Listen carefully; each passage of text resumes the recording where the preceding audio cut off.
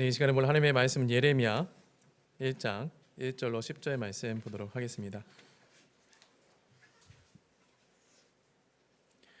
예레미야 1장 1절로 10절까지의 말씀, 제가 가지고 있는 성경책으로 구약성경 1050면이 있습니다. 예레미야 1장 1절로 10절까지의 말씀,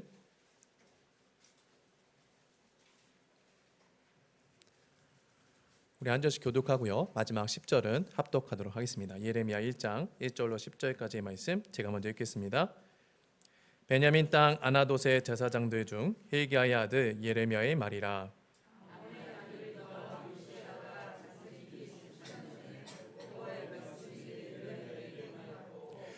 요시야의 아들 유다의 왕 요야김 시대부터 요시야의 아들 유다의 왕 시드기야의 11년 말까지 곧 5월에 예루살렘이 사로잡혀 가기까지 이만이라.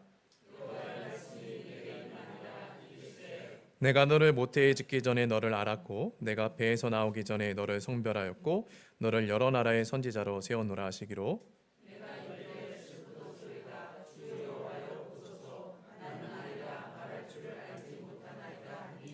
여호와께서 내게 이르시되 너는 아이라 말하지 말고 내가 너를 누구에게 보내든지 너는 가며 내가 내게 무엇을 명령하든지 너는 말할지니라.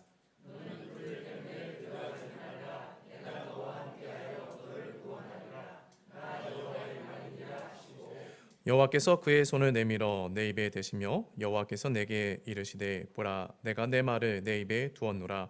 보라 내가 오늘 너를 여러 나라와 여러 왕국 위에 세워 내가 그것들을 뽑고 파괴하며 파멸하고 넘어뜨리며 건설하고 심게 하였느니라 하시니라. 아멘. 우리 자업티 사랑과 인사하겠습니다. 반갑습니다.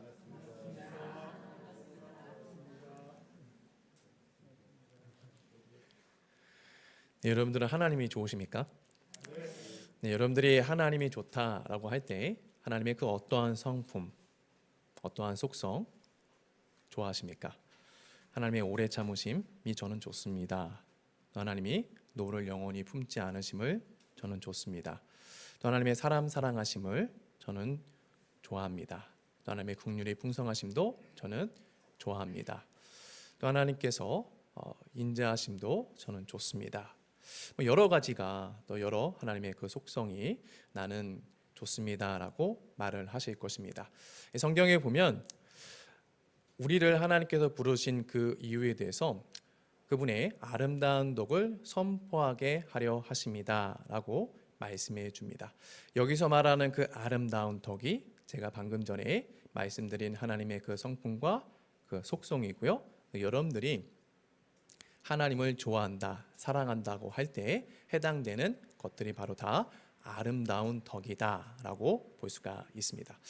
하나님께서는요, 당신의 그 아름다운 덕을요, 언제 어디서든지 어느 상황에서든지 반드시 그 아름다운 덕을 드러내기를 원하시는데요. 어떻게 하나님께서 당신의 아름다운 덕을 드러내기를 원하시냐면 사명자들을 통하여서 당신의 아름다운 덕을 드러내기를 원하십니다. 우리가 오늘부터 살펴볼 예레미야 주일에는 오늘부터 해당되는데요. 예레미야가 그 하나님의 아름다운 덕을 선포하는 사명자로 그 부름을 받게 되는데요. 우리가 이 예레미야를 살펴봄에 있어서 그가 개인적인 어떠한 배경을 가지고 또 출생을 했는지, 또한 그가 활동하던 시대는 어떠한 시대였는지에 대해서 좀 살펴보면서 하나님께서 어떻게 사명자를 세우시고 또 그 사명은 어떻게 감당하는지에 대해서 한번 살펴보기를 원합니다. 오늘 본문 1절로 3절을 보면요, 이렇게 말씀합니다. 우리 같이 한번 읽어볼까요? 시작. 베냐민 땅 아나돗의 제사장들 중 hil기야의 아들 예레미야의 말이라. 아몬의 아들 유다 왕 요시야가 다스린 지 13년에 여호와의 말씀이 예레미야에게 임하였고, 요시야의 아들 유다의 왕 요야김 시대부터 요시야 아들 유다의 왕 시드기야의 11년 말까지 곧 5월에 예루살렘이 사로잡혀 가기까지 이만이라. 자, 1절에 보면은 예레미야가 사는 곳이 어디다라고 말씀해 줍니까? 베냐민 땅 아나돗이다라고 말씀해 줍니다. 그런데 그 예레미야의 그 직업은 무엇이라고 말하고 있습니까? 제사장이다라고 말씀해 주고 있습니다. 제사장이다라고 하는 것은 레위지파 사람이거든요. 근데 그 레위지파 사람이 베냐민 땅에 지금 살고 있다라고 말씀해 줍니다. 하나님께서 이스라엘 백성들에게 주시겠다 약속하신 땅은요, 가나안 땅입니다. 그 가나안 땅에 하나님께서 그들을 그 땅을 점령하고 나서 지파별로 땅을 분배해 주시는데, 이 레위 지파에게는 땅을 분배해 주시지 않습니다. 하나님께서 그들의 기업이 되어 주시기 때문에 그들에게는 땅을 분배해 주지 않고 형제들의 땅에 흩어져서 살아라라고 하나님께서 말씀해 주십니다. 그래서 이 제사장, 즉 레위 지파에 속해 있는 hilkiah의 아들 예레미야 집안은 베냐민 땅 아나돗에서 살고 있다라고 볼 수가 있는데요. 이 아나돗이라는 곳은 예루살렘, 즉 성전에서 약 5km 북쪽으로 떨어져 있는 곳입니다. 걸어서 도보로 한 1시간 정도 되는 그 거리에 위치해 있는 곳인데요. 그런데 우리가 여기서 좀 약간 의문을 가질 것이 무엇이냐면, 제사장이라면 어디에 거해야 됩니까?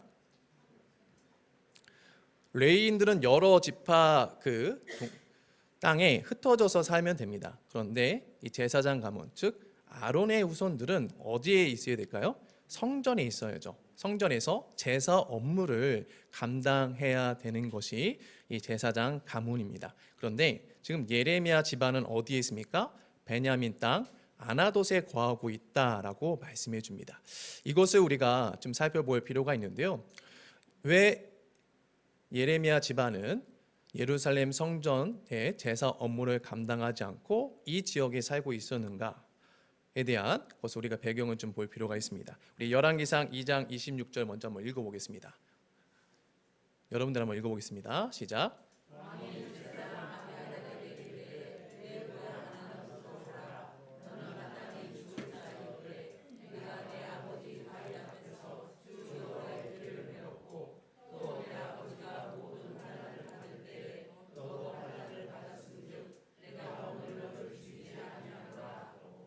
이 다윗이 죽음에 이르는 그런 시기가 있었습니다. 그런데 그 다윗이 죽을 때가 가까이 왔는데 왕을 임명하지 않는 상황이 벌어졌습니다. 물론 그 전에 당신의 자기 아들 가운데 솔로몬을 왕으로 세우겠다라고 미리 얘기를 했지만 그 왕의 즉위식이 이루어지지 않은 어떤 그런 상황이 벌어지게 되었습니다. 곧 왕은 이제 오늘 내일 하는 상황이다 보니까 하루빨리 왕을 세워야 되는데 그게 더디 이루어지는 그런 때가 있었는데요. 그때 이 다윗의 아들 가운데 아도니아라는 그런 아들이 스스로 내가 왕이다 라고 하면서 영모를 꾀하게 되죠. 그때 다윗의 군대 장관이었던 요압과 제사장 아비아달이 그 영모에 동참을 하게 됩니다. 그런데 그 영모는요, 솔로몬에 의해서 진압이 또 되어지고 결국에 이 요압이라는 장군은 죽음을 당하게 되고, 이 아비아달이라는 제사장은 영모의 가담한 죄로 인하여서 고향으로 쫓겨나면서 제사장직에서 파면을 당하게 되는 것이죠. 그로 인하여서 이 원래 다윗 시대 때에는 제사장이 2명이었습니다. 왜 2명이었냐면 아론의 아들들 가운데 나답과 아비후가 그 제사 직분을 감당하다가 다른 불을 들이다가 레위기에 보면 먼저 죽게 되거든요. 그리고 셋째와 넷째 아들이 있었는데 셋째와 넷째 아들이 엘르아살과 이다말입니다. 즉 다윗 때에 사독 제사장이 있었고 아비아달 제사장이 있었는데 이 사독 제사장의 계열이 이 엘르아살 그 후손이고요. 이다말 자손의 가문이 후손이 이 아비아달이라는 제사장입니다. 그리고 이 가문에 속해 있는 사람이 바로 오늘 본문에 등장하는 예레미야라는 사람인 것이죠. 그러니까 이 예레미야 집안은 이 아나돗에 거하게 되었다라는 것은 파문당한, 즉 제사장의 어떠한 그 가문으로 태어났지만 제사장으로서의 역할을 감당할 수 없는, 즉 성전 권력 중심부에 있는 다시는 들어갈 수 없는 비운의 집안이다라는 것을 1절은 우리에게 말씀해 주고 있는 것입니다. 한순간의 잘못된 선택, 주를 잘못 섬으로 인하여서 그 집안이 완전히 망하게 되었다라는 것을 1절은 우리에게 보여주고 말씀해 주고 있는 것이죠. 이어서 2절과 3절은 예레미야 선지자가 활동했던 시대가 어떤 시대였는지에 대해서 우리에게 말씀해 주고 있는데요. 이것을 설명할 때 여러분들이 굉장히 혼란스러울 수가 있어가지고 제가 가계도를 한번 먼저 보여드리도록 하겠습니다. 한번 넘겨주시겠어요? 애니메이션이 있습니다. 제가 말하는 왕이 언급이 될 때마다 한 번씩 눌러주시면 됩니다. 그 2절에 보면은 첫 번째로 등장하는 왕이 요시야라는 왕이 등장합니다. 그리고 마지막으로 등장하는 왕이 시드기야라는 왕이 등장하는데요. 2절과 3절에 보면은 요시야부터 시드기야까지 누가 그 왕의 자리에 있었는지 말씀해 주고 있는데 2명이 빠져 있습니다. 여기에 보면 지금 5명이 나와 있죠. 하나, 둘, 셋, 넷, 다섯. 요한안 빼고 5명이 왕이 있는데 성경에는 2명이 빠져 있습니다. 왜냐하면 3개월이라는 짧은 제의 기간을 가지고 있었기 때문에 지금 2절과 3절에는 빠져 있는데 요거를 좀 우리가 그 당시 상황을 좀 볼 필요가 있습니다. 이 요시야라는 왕은요, 다윗 이후에 일어났던 그 왕 가운데 굉장히 선한 왕으로 또 이렇게 추대를 받고 인정을 받는 왕입니다. 왜냐하면 그가 8살에 그 왕에 등극을 하게 되는데 그가 여호와에 대한 또 여호와 말씀에 대한 여호와의 뜻에 대한 열심을 가진 그런 왕이었습니다. 그래서 그가 성경 개혁을 통하여서 또 신앙 개혁을 통하여서 이스라엘 백성들을 옳은 대로 돌아오게 하는 그런 일에 굉장히 열심을 낸 왕이었는데요. 그래서 그 당시 사람들은 다윗 시대 때의 영광이 이 요시야 왕을 통하여서 우리 시대에 이제 다시 재현되겠구나라는 그런 기대감을 가지고 있었습니다. 그런데 이 요시야 왕이 애굽 즉 이집트라는 그런 나라와 전쟁을 하다가 개혁을 완수하지 못하고 죽게 됩니다. 그러다 보니까 이 젊은 나이에 요절하다 보니까 이 다윗 시대의 영광을 기대했던 사람들의 마음에 어두운 그림자가 드리워지기 시작하고 또한 소망이 꺾였구나라는 그런 상황이 발생하게 된 것이죠. 그로 인해서 이 요시야 왕 아들 가운데 한 사람인 이 여호아스라는 사람이 왕으로 세워지게 되는데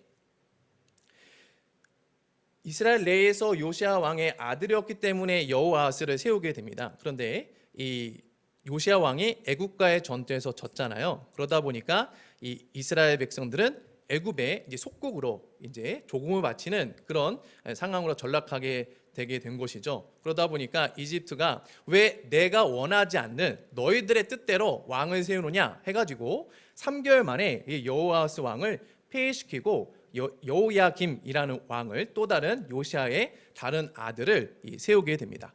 이 여호야김 왕은 자기의 힘으로 왕이 된 인물이 아니었기 때문에 누구의 눈치를 계속 볼 수밖에 없을까요? 애굽의 눈치를 계속 볼 수밖에 없게 됩니다. 그러면 이 여호야김 왕은 무엇을 소망하는 사람이 될까요? 어떻게 하면 이 이집트의 눈치를 보지 않고 왕으로서의 그 면모를 내가 드러낼 수 있을까라는 그 소원이 또 열망이 그에게 있었겠죠. 그런데 때마침 그때 이 바벨론이라는 제국이 이 북이스라엘을 멸망시킨 아시리아 제국, 이 아시리아 제국은 이 이집트와 동맹 관계에 있었던 강력한 나라였는데 이 신바벨론 제국이 일어나 가지고 이 아시리아 제국을 멸망시켜 버리게 됩니다. 그때 이 여호야김은 생각한 것이죠. 내가 저 바벨론 제국에 빌붙게 되면 내가 거기에 잘 모이게 되면 저들과 손을 잡게 되면은 내가 이 이집트와 결발하고 왕으로서의 어떤 면모를 드러낼 수 있겠다 생각하고 바벨론과 손을 잡게 됩니다. 그러고 나서 이 바벨론이 이집트를 이제 아시리아와 동맹 관계에 있었던 이집트를 치게 되는데 완전히 멸망시키를 못하게 됩니다. 그래서 전쟁에서 승리를 했는데 아직 이집트가 이제 건재한 그런 상황이 발생하게 된 것이죠. 그러니까 이 여호야김 왕은 마음이 어떨까요? 불안하죠. 자기가 지금 거기에 그 이집트로 인해서 왕으로 세움받은 인물이었다가 바벨론에 다시 그거를 버리고 바벨론을 불붙었는데 지금 이집트를 바벨론이 완전히 멸망시키지 못한 상황이 발생한 겁니다. 그러다 보니까 자기의 자리가 위태로워질 것을 생각하고 다시 이집트에게 다시 도움을 청하게 되는데 이때 이 바벨론 제국이 이 여호야김 왕의 행동을 안 좋게 보게 돼서 쳐들어오게 됩니다. 쳐들어와서 이 예루살렘을 점령하게 되고 그때 여호야긴 왕은 죽고 왕이 세워지게 되는데, 그때도 이 이스라엘 내에서 여호야김의 아들이었던 여호야긴 왕을 세우게 됩니다. 여호야긴 왕은 이 느부갓네살에게 도성을 바치면서 잘 보이려고 했지만 자기의 입맛에 세워지지 않은 왕이었기 때문에 바벨론의 느부갓네살 왕은 3개월 만에 또 여호야긴 왕을 폐해시켜버리고 이 시드기야라는 인물을 다시 왕으로 세우게 됩니다. 그러니까 이 시드기야 왕은 또 누구의 눈치를 볼 수밖에 없습니까? 바벨론의 눈치를 볼 수밖에 없는 상황이죠. 그런데 그 당시 왕궁의 그 분위기는 누구에게 다시 우리가 조공을 바치고 누구의 힘을 빌어서 다시 이 왕국의 이 영광을 되찾아야 된다라고 얘기를 했냐면, 이집트의 힘을 빌려서 우리가 다시 이 왕국의 힘을, 영광을 되찾아야 된다라는 그런 여론이 우세하던 그 때였습니다. 근데 왕으로 세움받았지만 이 신하들의 힘이 막강하고 자기는 힘이 없다 보니까 왔다 갔다 하다가 예레미야가 왕이시여, 바벨론에게 완전히 항복하고 멸망당해야 우리는 다시 영광을 회복할 수가 있고 다시 살아날 수 있습니다 라는 그 하나님의 말씀이 선포되었음에도 불구하고 시드기야 왕은 말을 듣지 않다가 결국엔 바벨론의 느부갓네살 왕에게 점령을 당하게 되고, 그의 말년은요 두 눈이 뽑혀가지고 이제 죽게 되는 그런 비운의 왕이 돼버리게 됩니다. 이 시대에 누가 활동을 했다고요? 예레미야가 그 집안 배경을 가지고 이 암울한 시대에 예레미야가 활동을 했다라는 것입니다. 근데 그 예레미야가 활동한 그 내용은 무엇입니까? 하나님의 아름다운 덕을 선포하도록 그가 세움을 받았고 사명자로 부름을 받았다라는 것입니다. 예레미야가 활동하기에 정말 힘들었고 어려웠겠죠. 그럼에도 불구하고 하나님은 그를 통하여서 그 어두운 시대에도, 그 어두운 가정 환경 가운데서도 반드시 그 하나님은 무엇을 드러내기를 원하신다고요? 아름다운 덕. 당신의 그 아름다운 덕을 드러내기를 원한다라는 것을 보여주셨다라는 것입니다. 이것을 통해서 우리는 그 하나님의 그 두 가지를 우리가 또 발견할 수가 있는데요. 첫 번째는 하나님은 한 사람을 통해서 반드시 이 구원의 길을 여시는 분이다라고 우리는 발견할 수 있습니다. 우리 본문 2장 8절에 보면요, 이렇게 말씀합니다. 예레미야 2장 8절에 보면은 이렇게 말씀해 줍니다. 네, 제가 애니메이션을 안 넣었어야 되는데 나 많이 듣다 보니까. 네, 자, 우리 한번 읽어보겠습니다. 시작.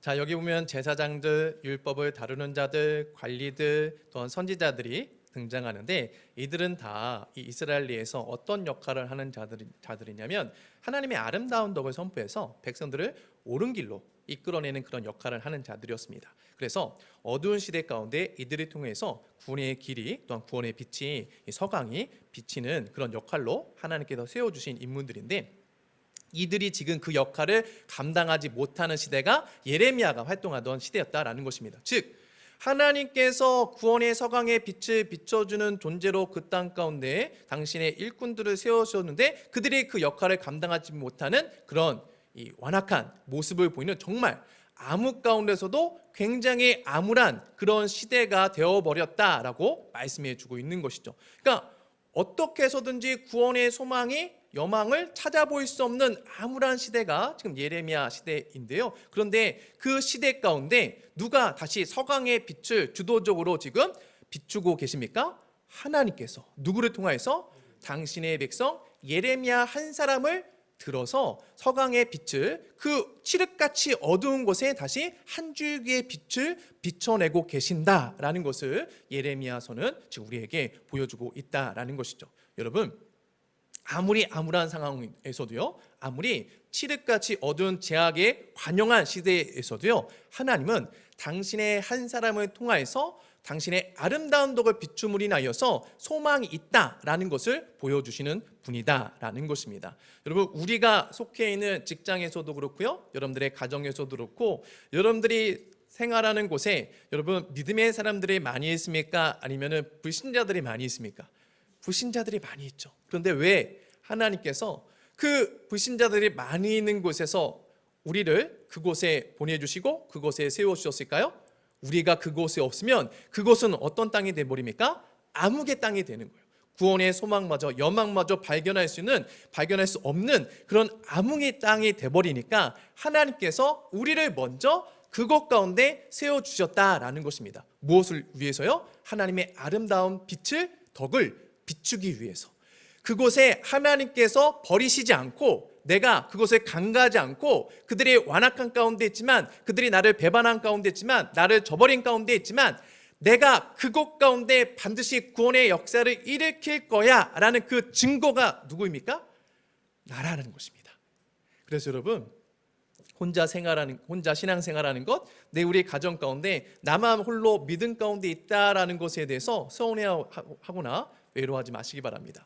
여러분 존재 자체가 그곳 가운데 하나님께서 일하신다는 증거고, 하나님께서 반드시 그곳에 구원의 소망을 적용시키겠다는 그런 증거로 세워주셨음을 믿음으로 취하시기를 바랍니다. 두 번째로 우리가 보기를 원하는 것은 하나님은 영혼 사랑을 포기하지 않는다라는 것입니다. 예레미야가 활동할 당시에 이스라엘 백성들의 영적인 상태에 대해서 다방면으로 예레미야서는 우리에게 말씀해 주고 있는데요. 1장 16절에 보면은 이렇게 말씀해 줍니다. 우리 한번 읽어볼까요? 시작.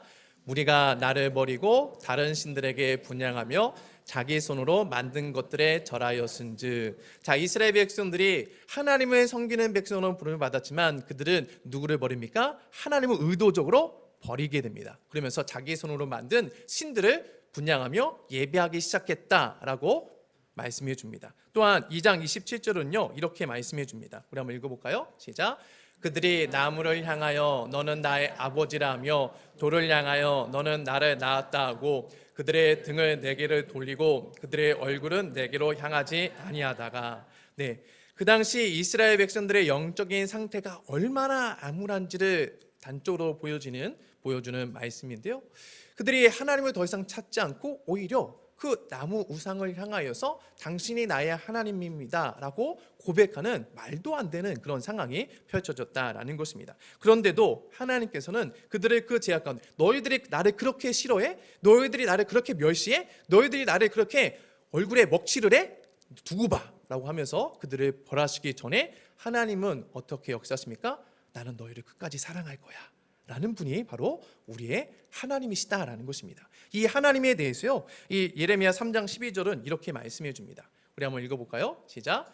배역한 이스라엘아 돌아오라. 나의 노한 얼굴을 너희에게로 향하지 아니하리라. 나는 긍휼이 있는 자라. 노를 한없이 품지 아니하느니라. 여호와의 말씀이니라. 하나님은 어떤 분이십니까? 노한 얼굴을 너희에게로 향하지 아니할게. 내가 노한 마음이 있고 너희들의 그 제약된 모습을 인해서 내가 분한 마음이 있지만 나의 그 노한 얼굴을 너에게 비춰주지 않을 거야. 그러면서 뭐라고 말씀하십니까? 나는 긍휼이 있는 자야. 불쌍히 여길 수 있는, 너희들이 그 제약 가운데 허디고 있는 그 상황 그 자체를 나는 불쌍히 여길 수 있는 인자한 하나님이야. 긍휼이 풍성한 하나님이야. 그래서 나는 노를 한없이 품지 아니할 거야 라고 하나님은 말씀해 준다라는 것입니다. 여러분, 하나님은요 배역한 자들을 향하여서, 자기를 배신한 자들을 향하여서도 끝까지 어떻게 그들을 대하여 주시는 분이십니까?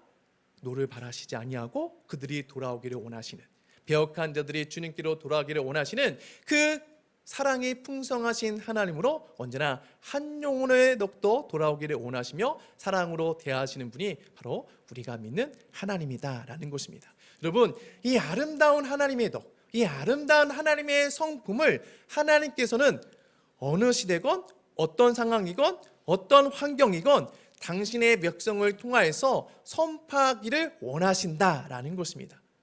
누구를 통해서요? 당신의 백성을 통하여서. 즉 당신의 백성, 말씀이 임한, 오늘 2절과 3절에 보면 예레미야에게 여호와의 말씀이 지속적으로 임하였다라는 것을 우리에게 말씀해 주고 있죠. 즉 말씀 대신 예수 그리스도가 우리 가운데 거하신 그 성도들을 통해서 하나님은 무엇을 선포하기를 원하신다고요? 당신의 아름다운 덕을 선포하기를 원하신다라고 본문은 말씀해 주고 있는 것이죠. 이 아름다운 덕을 선포하기를 원하는 그런 존재로 부름받은 자들에게 오늘 본문 5절은요, 우리가 알아야 될 것, 우리가 믿음을 더해야 될 것, 우리가 이 사명을 감당하기 위해서 믿음을 더해야 할 것에 대해서 5절에 이렇게 말씀해 줍니다. 우리 한번 읽어볼까요? 시작.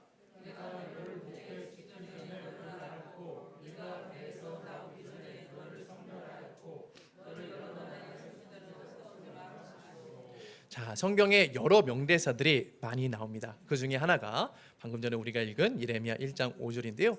여기서 우리가 눈여겨볼 것은 색깔로 표시된 말씀인데요. 너를 알았고 너를 성별하였고 세웠다라는 말씀입니다. 여기서 하나님께서 우리를 알았다라는 이 말씀은요, 부부가 이 부부관계를 통하여서 정신적으로, 육체적으로, 경험적으로 서로를 알아가는 그것을 알았다라는 단어로 성경은 표현을 해주고 있는데, 하나님께서 우리를 경험적으로 미리 아셨다라고 본문은 말씀해 줍니다. 이 하나님의 미리 아심, 하나님께서 나를 모태에 짓기 전에, 내가 조성되기 전에 나를 아셨다라는 것에 대해서 이 시편 139편 2절로 3절은요 이렇게 말씀하는데요. 우리 한번 여러분들이 한번 읽어보겠습니다. 시작.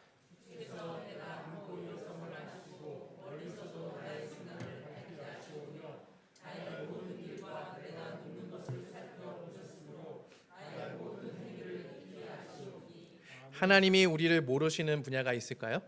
하나님이 우리를 모르시는 분야는 없습니다. 모태에 짓기 전에 경험적으로 우리를 아신 하나님이기 때문에 우리의 행동뿐만 아니라 생각 또한 그분은 다 아십니다. 나의 연약함도 아시고, 악함도 아시고, 부족함도 아시고, 내 어두운 과거의 일도 알고 계시는 분이시죠. 예레미야가 파면당한 이 제사장 집안 출신이라는 것을 하나님은 알고 계십니다. 그가 사독계열 제사장들을 껄끄러워하는 것도 알고 계십니다. 이스라엘 백성들이 그의 집안을 얕잡아 보는 것도 하나님은 다 알고 계시죠. 그가 더 이상 권력 중심부에 들어갈 수 없다라는 것도 아십니다. 앞으로 그가 감당해야 할 사역의 힘듦, 그리고 그 시대가 정말 암울한 시기고 국가가 멸망하는 그 암울한 시기 가운데 그가 활동할 것도, 그 당시에 아름다운 덕을 선포할 것도 하나님은 다 아신다라는 것입니다.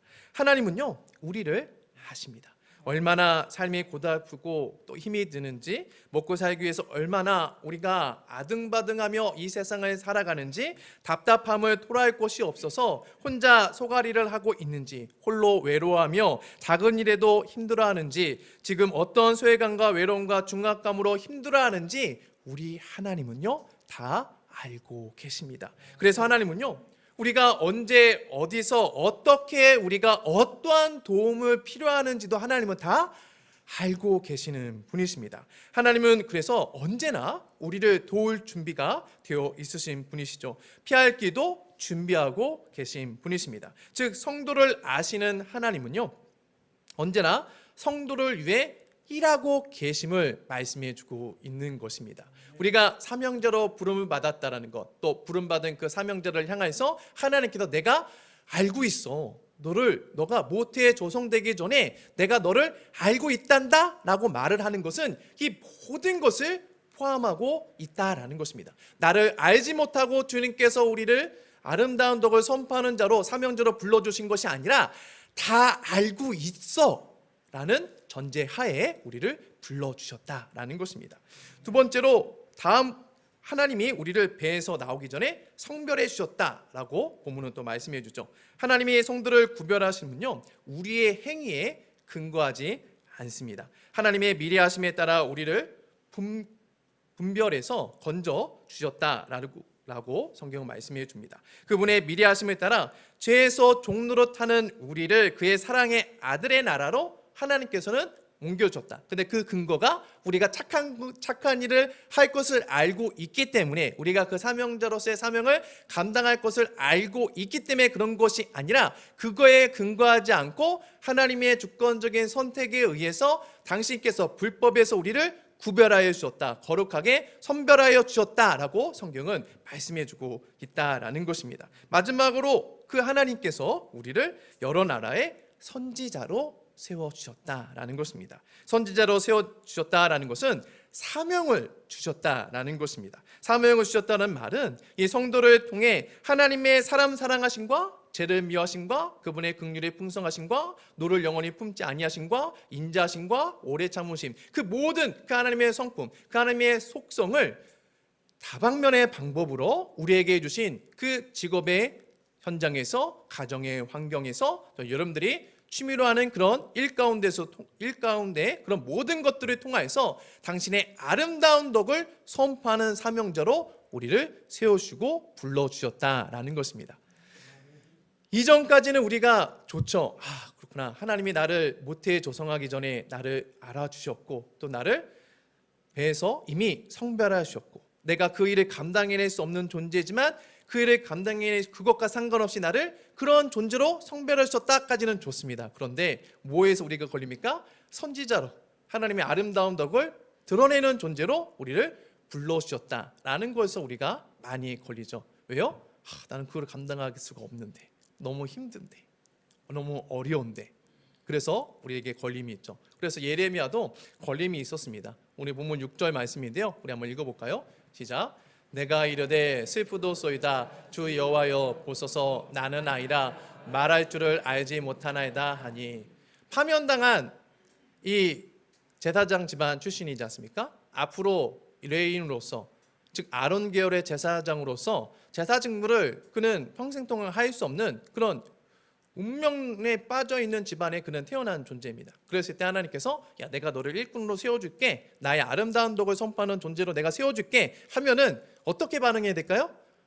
주여 내가 여기 있나이다 나를 보내소서 이렇게 반응해야죠. 이사야처럼. 그런데 지금 예레미야는 뭐라고 반응합니까? 슬프도소이다 나는 아이입니다 말할 줄을 알지 못합니다. 예레미야가 왜 슬프다고 얘기를 했을까요? 우리가 아까 살펴봤죠. 그 시대의 암울한 상황, 자기 집안의 어두운 각오, 그 모든 것들을 생각하니까 내가 어떻게 아름다운 덕을 선포할 수 있습니까? 나는 이것을 감당해낼 수 없어요. 당신의 그 부르심이 나에게 슬픔으로 다가옵니다 라고 얘기하면서 자기를 아이다 라고 낮추기 시작합니다.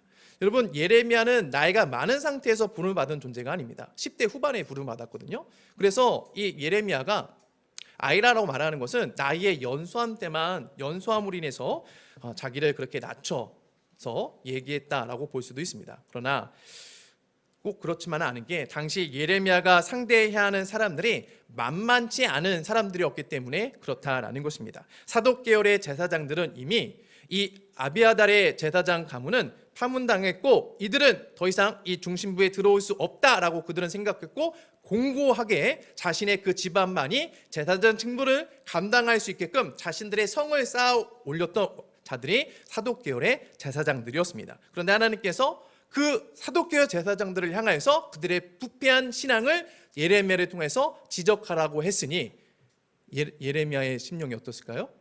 너무 불편한 거예요.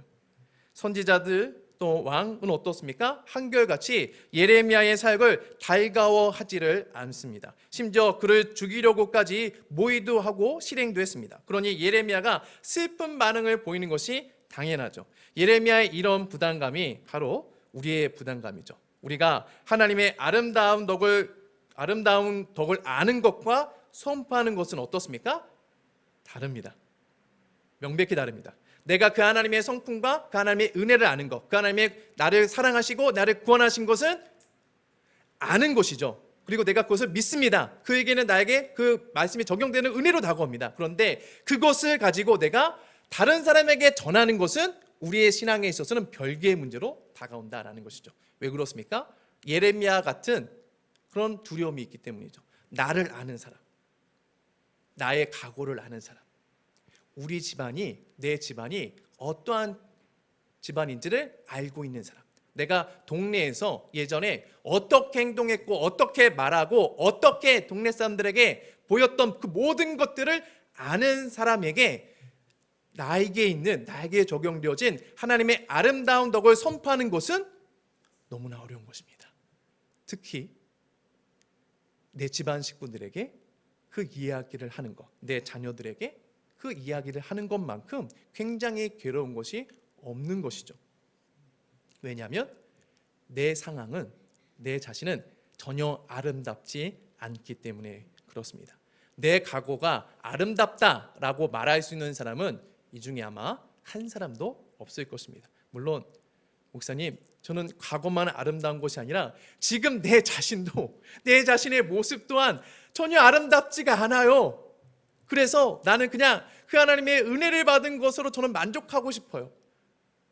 나의 아름답지 못한 이 모습을 통해서 어떻게 그 하나님의 아름다운 덕을 내가 드러낼지를 저는 도저히 감당해낼 수가 없어요. 막막합니다 라고 하시는 분도 있을 것입니다. 그래서 하나님께서 우리로 하여금 어디에 믿음을 두라고 했습니까?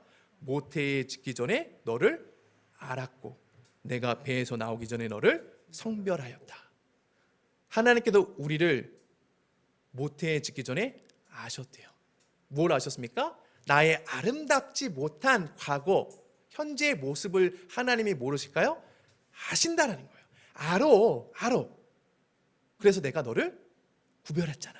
너를 성별했잖아. 배에서 너의 그 선함의 근거한, 너의 행동에 근거한 아름다운 덕을 내가 선포하는 것이 아니라 이미 선한 그 아름다운 존재로 내가 구별했기 때문에 너를 통해서 선포되어지는 그 나의 성품은 분명히 아름다운 덕이 될 거야. 너의 아름다운 덕과 상관없이 너의 말을 통해서 증거되어지는 그 나의 성품은 그 듣는 자의 귀를 울리게 만드는 아름다운 덕이 될 거야 라고 하나님은 말씀해 주고 있다라는 것입니다. 우리가 여기에 믿음을 둘 때 그 하나님의 아름다운 덕을 감당해내는 사명자로 세움을 받을 수 있는 것입니다. 그리고 하나님께서는 여기에 우리가 믿음을 둘 때 또한 축복의 약속을 약속해 주는데요. 우리 본문 7절과 8절 말씀입니다. 우리 한번 읽어보겠습니다. 시작.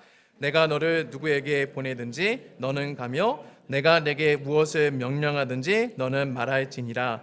너는 그들 때문에 두려워하지 말라. 내가 너와 함께하여 너를 구원하리라. 나 여호와의 말이니라 하시고, 주님께서 뭐라고 말씀하십니까? 내가 너를 누구에게 보내든지 가며 너의 과거를 아는 사람들, 너의 아픔을 아는 사람들, 너의 현재 상황을 아는 사람들, 너가 숨기고 싶은 그런 지난날의 모든 이야기, 현재의 상황을 알고 있는 사람들에게 내가 너를 보낼 거야. 그런데 두려워하지 마. 체면을 깎일 것 같은, 그 사람이 나를 무시할 것 같은, 그 사람이 나를 멸시할 것 같은, 내 지난 일로 인해서 너를 조롱할 것 같은 그러한 존재가 무슨 하나님을 믿는다고 해 하면서 너를 조롱할 것 같은 그런 상황 가운데서 하나님께서 무엇을 베풀어 주겠다고요? 너를 구원하리라.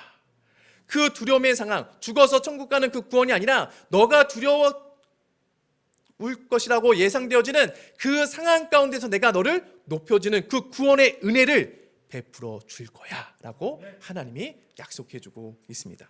여러분, 성도는요 하나님의 아름다운 덕을 드러내는 사명자로 부름을 받았습니다.